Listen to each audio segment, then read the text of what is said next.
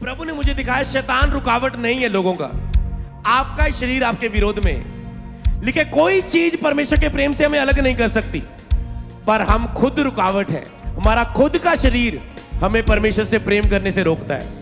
कोई किसी की हिम्मत नहीं हमें रोक सके, पर हम खुद रोक सकते हैं। वहां यह नहीं लिखा कि तुम खुद नहीं रोक सकते अपने आप को, तुम रोक सकते हो अपने आप को परमेश्वर के प्रेम करने से। कहता अगर विपत्ति के समय तुम साहस छोड़ दो तो तेरी सामर्थ कम है। अगर तुम हालातों के समय प्रार्थना छोड़ने वाले व्यक्ति हो, समझ लो, अगर हालातों के समय बुखार हो गया, घर में परिस्थिति आ गई, फाइनेंशियल तंगी, सेवकाई का विरोध, हालातों के समय अगर तुम प्रार्थना छोड़ने वाले हो तो तेरी सामर्थ कम है। प्रभु तुझे बड़ी आशीषें, बड़ी गैदरिंग, बड़ी चर्च, बड़ी आशीष, बड़ी रिस्पॉन्सिबिलिटी नहीं दे सकता। आज से अपनी कैपेसिटी को बढ़ाओ। कुछ भी हालात हो, प्रेयर नहीं हटेगी।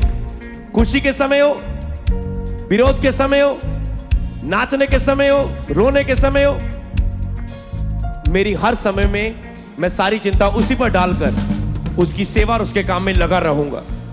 क्योंकि जब आप अभिषेक लेके जाएंगे, आपका शरीर मसा को खराब करने की कोशिश करेगा, विरोध में आएगा। शरीर आपका ऐसे में आपको धक्के से नहीं बदल सकता। मैं प्रीच कर सकता हूं, आपके अंदरूनी मनुष्य नए हो सकते हैं, पर बाहरी मनुष्य को जब आप फाइट नहीं करेंगे प्रार्थना से, तो आप आगे नहीं बढ़ पाओगे अपनी लाइफ में। ओके, तो आज का टॉपिक आपके पहले स्क्रीन के सामने रहेगा, आप उसे नोट कर सकते हैं। सामर्थ्य में बढ़ने का भेद। कितने लोग सामर्थ्य में बढ़ना चाहते हैं? जो नहीं बढ़ना चाहते वो नीचे हाथ रखना, जो बढ़ना चाहते हाथ को उठाना। बोलो मैं सामर्थ्य में बढ़ना चाहता हूं। आज जो कुछ भी आप सुने आपको मुंह से बोलना है, क्योंकि खास हिदायत है मुझे प्रभु की ओर से कि आप भविष्यवाणी करेंगे, आपको बुलाना है। बोलो मुझे सामर्थ्य में बढ़ना है, मैं सामर्थ्य में बढ़ना चाहता हूं। मैं एक ही जगह ठहरा नहीं रहना चाहता हूं, मैं आत्मिक सामर्थ्य में बढ़ना चाहता हूं। अपनी बुलाहट के लिए, अपनी सेवकाई के लिए, अपने परिवार के लिए, अपने हर हिस्से के लिए। बोले आमेन।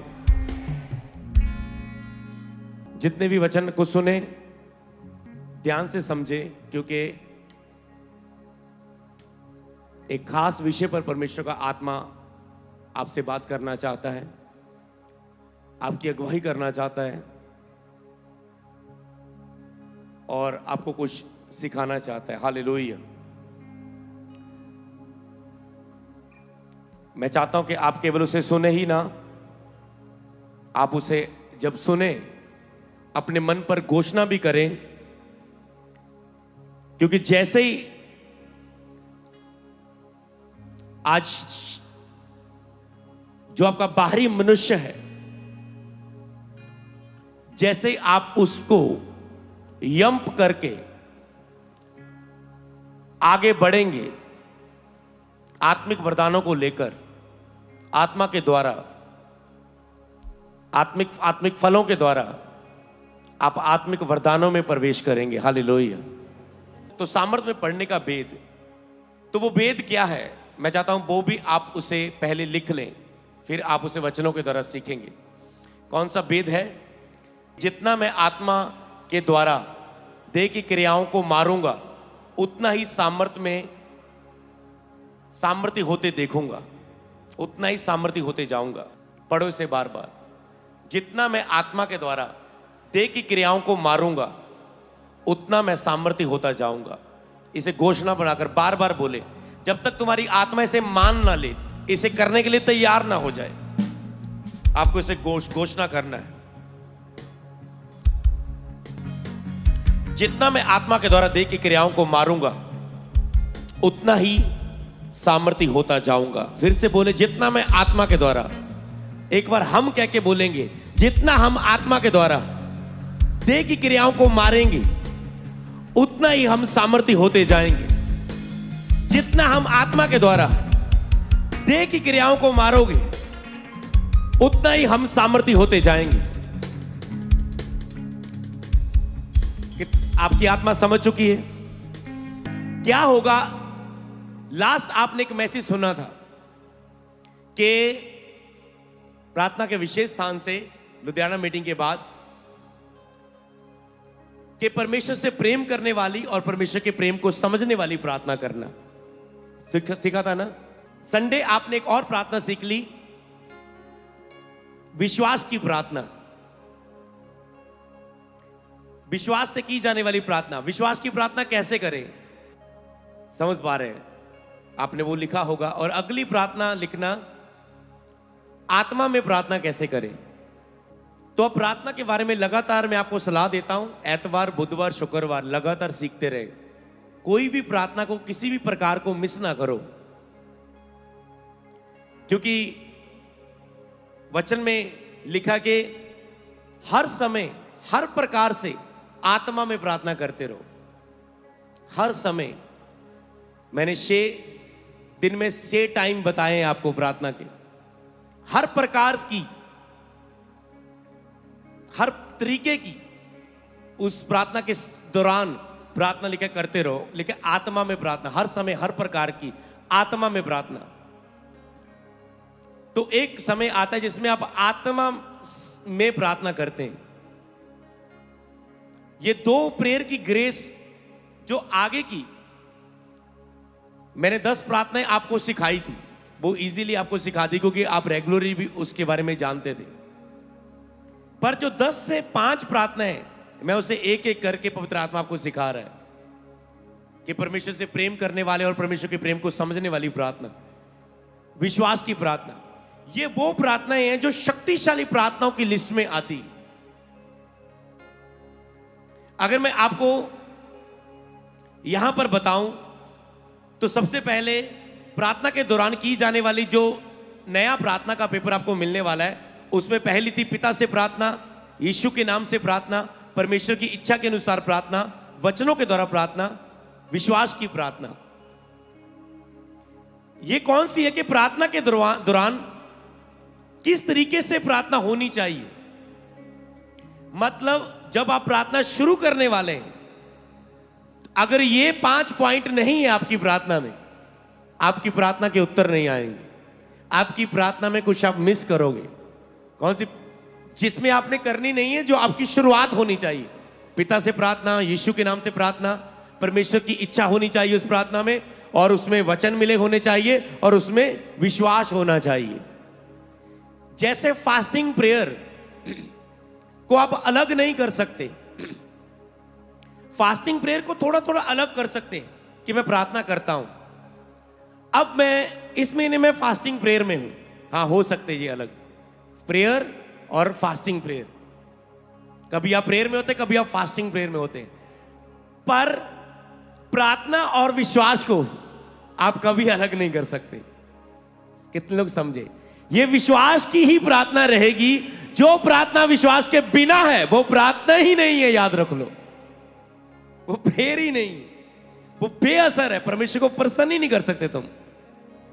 तो समझे? कितनों को 20 प्रकार की प्रार्थना वाले पेपर आज आपको बांटे? अभी आपके पास है तो उठाएं। ओके, तो इसे मनन करते रहो। बार बार जितने पास्टर है अपने कलीसियाओं को सिखाओ, टिक करते रहो। अब तुम कैसी अब तुम्हें सोचना नहीं पड़ेगा। एक पैटर्न सेट कर दिया है अमृत संधू मिनिस्ट्री में एक प्रार्थना का कि ये है, इसमें से चॉइस करना है अब कौन सा करना है, कौन सा समय, कौन सा स्थान, कौन सा दिन। और सेवका ये सारी प्रकार की प्रार्थना कर रही है जो आपको दी हुई 20। ये डिसीजंस है, निर्णय है। अब जो मैंने आपको ये 5 बताई है कि पिता से प्रार्थना, यीशु के नाम से प्रार्थना, इच्छा के अनुसार, वचनों के द्वारा विश्वास की प्रार्थना, ये होने चाहिए प्रार्थना में। फिर तुम शुरू कर सकते हो, नहीं तो शुरू ही नहीं। पिता से प्रार्थना, यीशु के नाम से, परमेश्वर की इच्छा होनी चाहिए, वचनों के द्वारा होनी चाहिए, विश्वास की होनी चाहिए।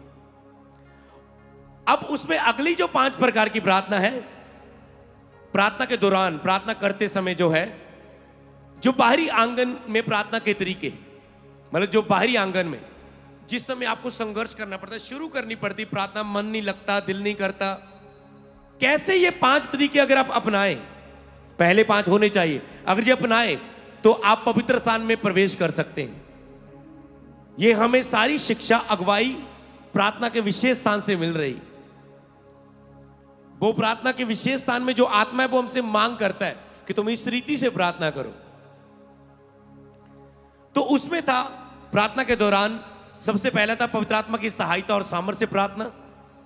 अगर आप सहायता नहीं मांगोगे, सामर्थ्य, पवित्र आत्मा मेरी सहायता कर प्रार्थना करने के लिए और मुझे सामर्थ्य दे कि मैं आज प्रार्थना कर सकूं। अब सामर्थ्य किसके विरुद्ध?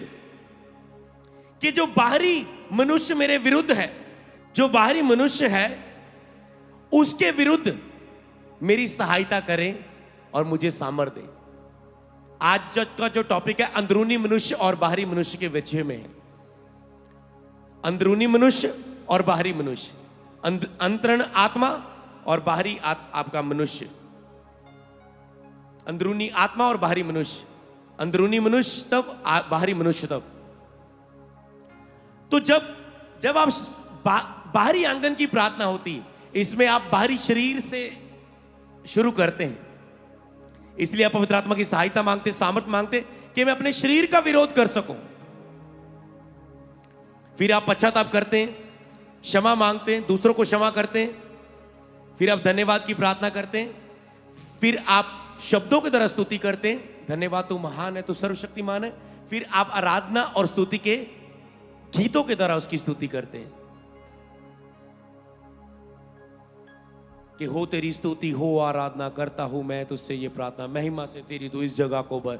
आप गीत गाकर पहले आप शब्दों के द्वारा उसकी स्तुति, महिमा, प्रशंसा करते हैं। फिर आप आराधना के द्वारा, स्तुति आराधना के द्वारा, गीतों के द्वारा उसकी स्तुति, महिमा, प्रशंसा, वड्याई, आराधना करते हैं। और जब आप इसे कर रहे होते हैं, अगर आप ये 5 प्रकार को यूज करें बाहरी प्रार्थना के स्थान में, पवित्र आत्मा की सहायता मांगे, धन्यवाद करते हुए, पश्चाताप करते, दूसरों को माफ करते हुए, शब्दों के द्वारा जो शब्द आ रहे हैं प्रार्थना करें और आराधना के गीत गाएं, तो आप पवित्र स्थान में प्रवेश कर सकते हैं प्रार्थना में। बस इसमें ठहरे रहना। मैं सोच रहा हूं यहां पर 20 प्रकार है प्रार्थना के दौरान। कई लोग जो 20 में मेरा एंडला पॉइंट है ना, कई लोग शुरू ही वहां से करते हैं। मैं सोचता कितने अज्ञानी लोग हैं ये। कई लोगों की प्रार्थनाएं 15 मिनट में खत्म हो जाती है, आधे 1 घंटे में, तो वो 20 में नंबर वाली प्रार्थना में कैसे पहुंचते होंगे? शॉर्टकट मारते हैं और फिर वो कहते हैं उत्तर क्यों नहीं आता है। अब पवित्र स्थान में जब आप प्रवेश करते हैं, यहां पर शक्तिशाली प्रार्थना का जन्म होता है। और इसमें मैं आपको बताऊं, जो मैंने शब्दों के द्वारा प्रभु की स्तुति, महिमा, आराधना और आराधना के गीतों के द्वारा आराधना, इनमें से आप मुझसे पूछे कौन सी पावरफुल है? दोनों अपनी अपनी जगह है, पर मैं आपको एक सलाह देता हूं। कुछ जो मुझे नया मिलता है, मेरा प्रार्थना का टॉपिक नहीं है, पर जो मुझे नया डीप चीज मिली है प्रार्थना के विशेष स्थान पर, टीम को पता है मैंने दी उन्हें, पर मुझे आपको देनी जरूरी है कि अगर आप महान चर्चों की स्थापना, महान चर्चों का, लाखों की चर्चों का, लाखों और करोड़ों रूहों बचाने वालों के लोगों का ये सीक्रेट था, ये प्रार्थना, कि वो जब भी प्रार्थना करते थे, जब भी हम अब प्रार्थना के विशेष स्थान पर जो प्रेयर चल रही है, हमने उन्हें सिखाया है कि शब्दों को ज्यादा उपयोग करो। मैं आपको बताता हूं, कई बार आपकी प्रार्थना में जो मैंने बताया ना कि शब्दों के द्वारा स्तुति, महिमा, आराधना और शब्दों की द्वारा प्रार्थना, कई बार आप प्रार्थना में गीत बहुत गाते हैं, जो रट्टे रटाए आपके लिए में गीत, और आपको लग रहा है आराधना हो रही है। आराधना का गीत गाओ जब प्रभु आपको कुछ नया दे, नया लफ्ज दे आराधना में आपको, जब कुछ आत्मा में ओल्ड वर्शिप सॉन्ग आपकी स्पिरिट में आए और आत्मा के अनुसार जब प्रार्थना चल रही है उसे उठाओ। पर उसके अलावा कई लोग गैर जुबान में बहुत कर रहे हैं प्रार्थना, वो अपनी जगह सही है। मैं कहता हूं शक्तिशाली प्रार्थना में वही आता है, शुरुआत में प्रार्थना। पर कई लोग ये चीज मिस कर रहे हैं, मसीह लोग। वो बोलेंगे हालेलुया हालेलुया हालेलुया हालेलुया, पवित्र पवित्र पवित्र। वो बोलेंगे कुछ हालेलुया राबा शगर था ना का दे रे से, जब वो बोलेंगे हालेलुया स्वीकार कर लो आराधना, वो गीत गाएंगे, वो कुछ करेंगे, तनवा तनवा तनवा तनवा बहुत कुछ करेंगे प्रार्थना में, जो इजी है, जो रट्टे का है। कई एक बंदा बोलता मैं 3-4 घंटे अन्य भाषा में प्रार्थना करता हूं, पर आत्मिक जीवन में कोई, अरे 3-4 जगह तेरी जगह कोई और करता होता आत्मिक जन, मैं बोलता आग लगा देता। सोच के देखो, मैं समझ पाए तो वो समझना है हर चीज, जो कुछ विश्वास से नहीं और आत्मा से नहीं, कई बार तुम काम नहीं कर पाओगे। तो मैं आपको सलाह दूं, शब्दों से प्रार्थना करो। मान लो बताओ किस टॉपिक के लिए मैं प्रार्थना करूं। मान लो अब मैं शब्दों के लिए उसको यूज करूं। मान लो मैं प्रार्थना करता हूं आत्मिक बढ़ोतरी के लिए, ठीक है। तो जब मैं प्रार्थना करूंगा, अब टॉपिक है मेरा मेरी आत्मिक बढ़ोतरी, तो मैं कैसे करूंगा? धन्यवाद करता हूं सर्वशक्तिमान परमेश्वर, मैं आपके सामने आता हूं प्रभु। मैं आत्मा में बढ़ना चाहता हूं प्रभु, कृपया मुझे आत्मा में बढ़ने में सहायता करें, क्योंकि आपके वचनों में लिखा है आत्मा में के अनुसार चलो तो शरीर की इच्छा को पूरी ना कर पाओगे। हे प्रभु, शरीर मेरा विरोध करता है कि मैं और सामर्थ्य ना हो सकूं। प्रभु मुझे आत्मा में प्रार्थना करने में सहायता करें। हे प्रभु परमेश्वर, मैं बाइबल बहुत कम पढ़ पाता हूं। हे परमेश्वर, मुझे 5 घंटे निरंतर बाइबल पढ़ने की मुझे ग्रेस दीजिए। मैं आत्मा में बढ़ना चाहता हूं प्रभु परमेश्वर, मुझे बुद्धि की बातों में बढ़ाएं प्रभु, मुझे आत्मिक शक्ति में बढ़ाएं, मेरा अंदरूनी आत्मा नया हो जाए प्रभु, मुझे आत्मिक फलों में बढ़ाएं, मुझे आत्मिक वरदानों में बढ़ाएं प्रभु, मैं आत्मिक उन्नति करूं परमेश्वर, मुझे तेरे प्रेम से भर दे प्रभु परमेश्वर, मुझे तेरी शांति में भर दे, मैं तेरे फलों में चलूं प्रभु, मैं तेरे कार्यों को करूं। हे प्रभु, तेरे वचन में लिखा है आत्मा में परिपूर्ण होते जाओ, मुझे अपनी आत्मा से भरे, मुझे आज के लिए आज का अभिषेक दे। I receive fire, I receive, मैं ग्रहण करता हूं यीशु के नाम में, आमीन। समझ पाए? रुको ना, नॉन स्टॉप। अब मैं आपको बताऊं, जब आप अकेले में करते हो आपका मुंह शब्दों में बहुत कम खुलता है। कोई साथ बैठ जाए ना, ऐसा लग रहा है कोई गोल्ड मेडल मिलना है उसको, इतनी सुना रहे हैं शब्दों की। नोट किया आपने? तो अगर इससे फायदा हो रहा है तो किसी को साथ बिठा लो। अगर ज्यादा शब्द निकल रहे हैं किसी को साथ बिठा लो। प्रेयर पार्टनर की जो प्रेयर है उसे ले लो, ताकि जो तेरा मुंह खुले, तुम वैसे ही ना कुछ टमुक टुमुक टुमुक ना करते जाओ प्रार्थना में। तुम्हें पता कोई बैठा है, फिर तुम्हारा मुंह बहुत खुलता है। यार ये ना सोचे मैं शरीरक हूं, इधर तो मुंह ही नहीं खुलता, मुझे लगता था बड़ा आत्मिक है। तो आपको रिस्पॉन्सिबिलिटी होती है, आपकी इज्जत का सवाल बन जाता है। हाँ, तो आप मुंह खोलते हैं।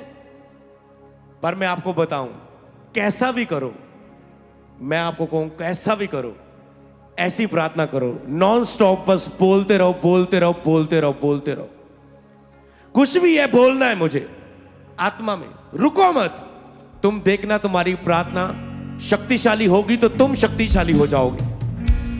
तुम्हारा खुदा तो पहले ही शक्तिशाली है। हालेलुया। सबको जय मसीह की। मैं जतिन बब्बर और आप देख रहे हैं मसीह परिवार चैनल। जैसे कि आप सब जानते हैं कि मैं इस चैनल पे प्रभु के अलग अलग दासों की वीडियोस डालता हूं, तो अगर आपको हमारा चैनल अच्छा लगता है तो आप इस चैनल को ज़्यादा से ज़्यादा सब्सक्राइब जरूर करें, ताकि आप प्रभु के वचन को सुन सके। वीडियोस को ज़्यादा से ज़्यादा शेयर करें, ताकि जिन लोगों तक वचन नहीं पहुंचा उन तक वचन पहुंच सके। सबको जय मसीह की। एक बार मैं आपसे दोबारा कहूँगा कि इस चैनल को सब्सक्राइब जरूर करें और वीडियोस को ज़्यादा से ज़्यादा शेयर करें। जय मसीह की।